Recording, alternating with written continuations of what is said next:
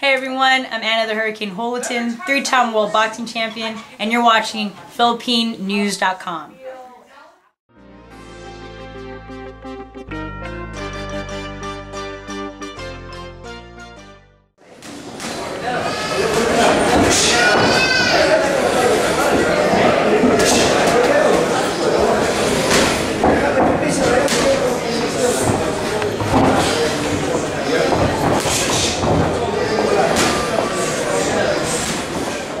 Hi, I'm Gerson Nietes Jr. From Bacolod. Sa lahat ng para sa akin, iba yung style ko kasi talagang pang amateur.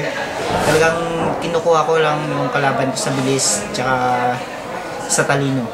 So, yun po. Simula pagkabata po, talagang binuild up na ako para maging boksingero kasi pang bloodline po namin. Tsaka talagang nahiligan ko na. Ayun, tinuloy-tuloy na po namin hanggang sa umabot ako dito sa pagiging national team. Napaka-importante po sa amin, isang karangalan po yun sa amin na ma-representa yung bansa. Lalo-lalo na po na pag nanalo po kami, talagang hindi lang para sa amin, para yun sa bansa namin.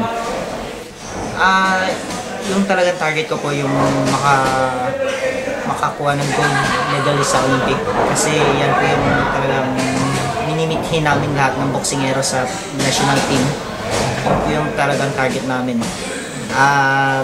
Sa pamilya ko po, thank you sa lahat ng suporta na pinadama niyo sa akin. Tsaka sa lahat ng fans ko, ilaw, mabuhay kayo.